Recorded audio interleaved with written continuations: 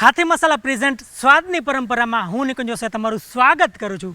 મિત્રો, ખીજડીયા ગામના વાડીના રસોડામાં આજે આપણે બનાવીશું કે એવું અથાણું જે મને નથી લાગતું કે પહેલાં તમે કદાચ જોયું હશે, પણ મને પાક્કી ખાતરી છે કે મિત્રો આ અથાણું છે એક નવો ટેસ્ટ લઈ આવશે અને સાથે સાથે જ્યારે કેરીની સિઝન હોય ત્યારે ઝટપટ બનાવવામાં એકદમ સરળ અને સૌથી સારામાં સારી રેસીપી તમે કહી શકો। તો ચાલો શરૂ કરીએ।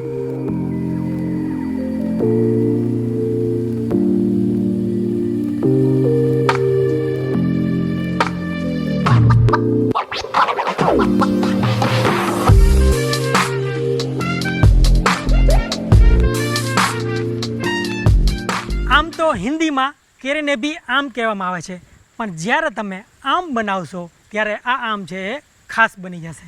જ્યારે કેરીની સિઝન આવે છે ત્યારે આથણા માટે આપણે ખબર જ છે આપણે કેટલો ઉત્સાહ હોય છે, પણ આજે જે આથણું બનશે એ આપણે અલગ રીતે બનાવીશું। ગીરની કેરી તો ફેમસ જ છે જ, પણ આજ વખતે ખીજડીયાની કેરીનું અથાણું આપણે બનાવીએ અને જોઈ જોઈએ। આમ ખીજડીયામાં પાણીની તકલીફના કારણે કેરી ઉગાડવી ખૂબ જ અઘરી રહે છે, તો ચાલો પહેલાં તો કેરીને સારી રીતે ધોઈ લઈએ।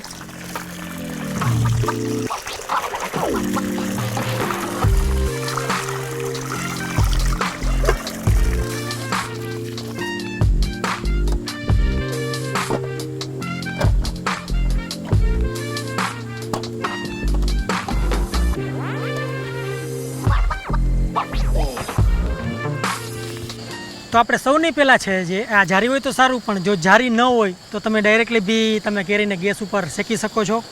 તો ચાલો આપણે સૌપ્રથમ ગેસ ઉપર એકદમ સેન્ટરમાં જારી રાખી દઈએ અને હવે કેરી છે આપણે મીડિયમ સાઇઝની કેરી લઈશું, બહુ મોટી નહીં લઈએ જેથી જલ્દીથી એ શેકાઈ જાય, અને આને આવી રીતે ઉપર રાખી દઈએ।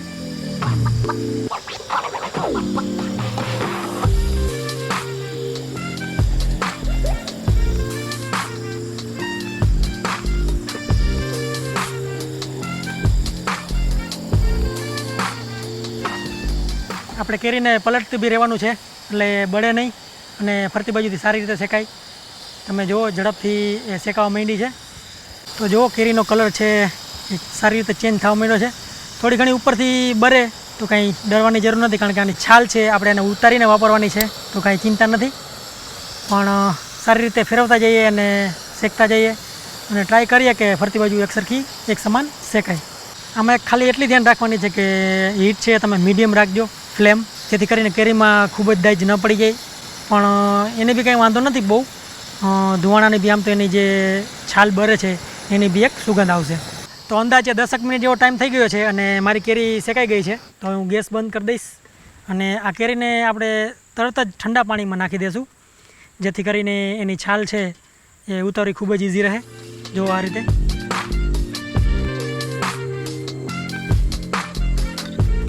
હવે આનું કુકિંગ બી સ્ટોપ થઈ જશે અને છાલ ઉતારવી બી ઇઝી રહેશે।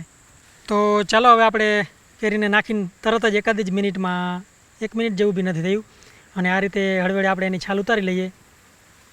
જુઓ તમે ખૂબ જ ઇઝીલી ઉતરી જાય છે આની છાલ, અને પાણીમાં નાખવાથી તો છાલ છે એની સાવ અલગ જ પડી જાય છે। જુઓ આ રીતે ધ્યાન રાખજો તમે, ખૂબ જ ગરમ હોય છે, આ રીતે આખી કેરી અલગ આવી જશે। જુઓ ખૂબ જ ગરમ છે, તમે ધ્યાન રાખજો જ્યારે પણ આ કરો ત્યારે।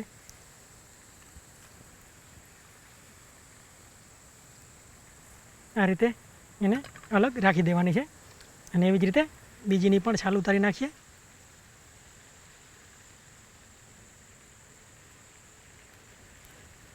જુઓ તમે એકદમ સરળતાથી ઉતરી ગઈ, જેવું જ થોડું પાણી અટશે એવું ગરમ હોવાના કારણે એની છાલ અલગ જ કરી નાખે છે વરાળના કારણે। ગમે એ વસ્તુને આપણે જ્યારે શેકીએ ત્યારે એનું રિએક્શન હોય ખરેખર કાંઈક અલગ જ હોય છે, જે નોર્મલી આપણે વસ્તુ બાફતા હોય કે કાચી યુઝ કરતા હોય એના કરતાં।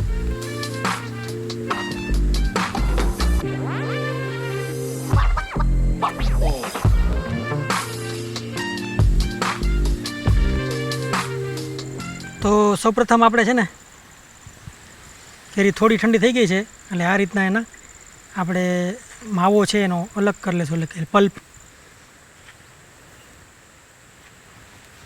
જો ખૂબ જ સહેલાઈથી થઈ જાય છે. નાના નાના ટુકડા કરવાના છે, એકદમ ચોરસ. તમે જો આ રીતના મીડિયમ, ખૂબ નાના બી નહીં ને મોટા બી નહીં એવા.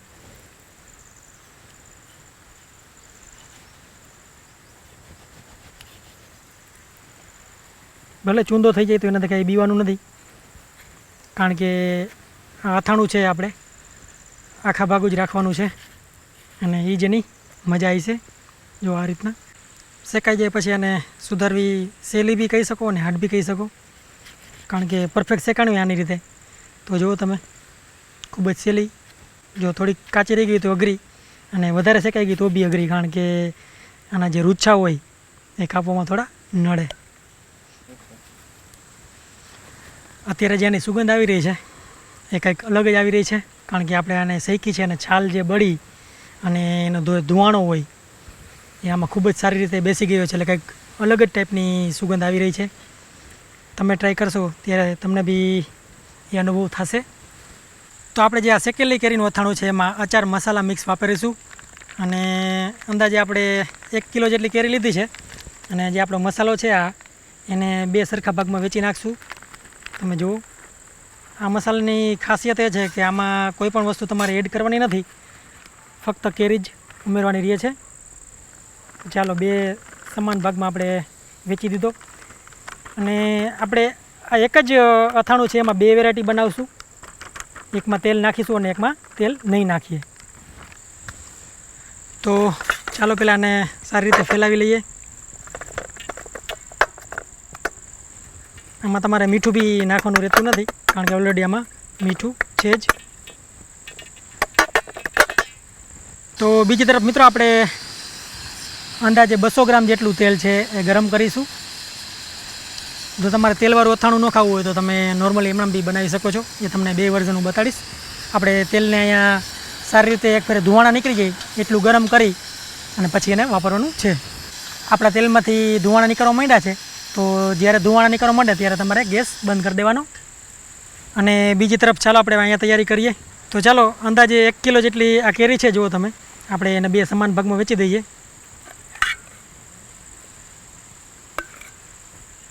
અને આવી રીતે એને મસાલા સાથે મિક્સ કરવાની છે હવે. તો જુઓ, આ રીતે કેરી નાખ્યા બાદ આપણે મસાલો છે આવી રીતે સારી રીતે એમાં ઉપર ચડી જાય એ રીતે મિક્સ કરી લેવાનો છે.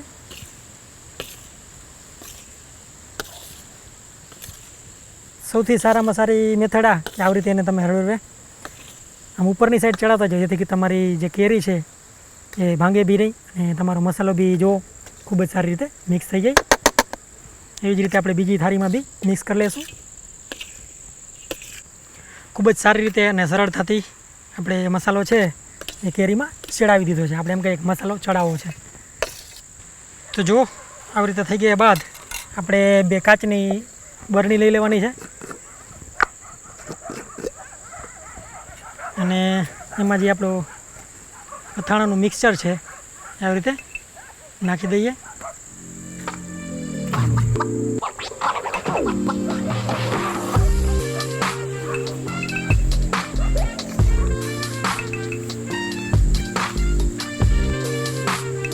અત્યારથી ખૂબ જ સારી એવી સુગંધ આવી રહી છે, પણ હજી જ્યારે આમાંથી જે મીઠું છે એ ઓગળશે ત્યારે આનો પાછો ટેસ્ટ અને ટેક્સચર તમે કહી શકો બંને બદલશે.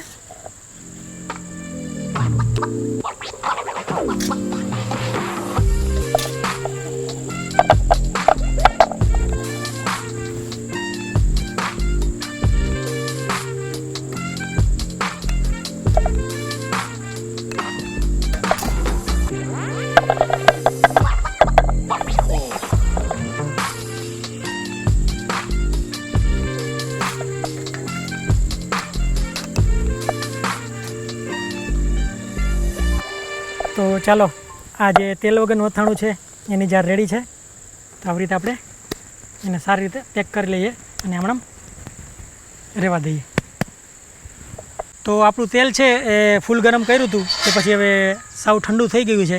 જ્યારે ઠંડુ થાય ત્યારે જ આપણે એને જારમાં નાખવાનું છે. નકર થશે એ કે તમે જો ગરમ તેલ આમાં નાખો તો આમાં રહેલા મસાલાઓ એ બળી જાય. તો તમારે એ ખાસ વસ્તુનું ધ્યાન રાખવાનું છે.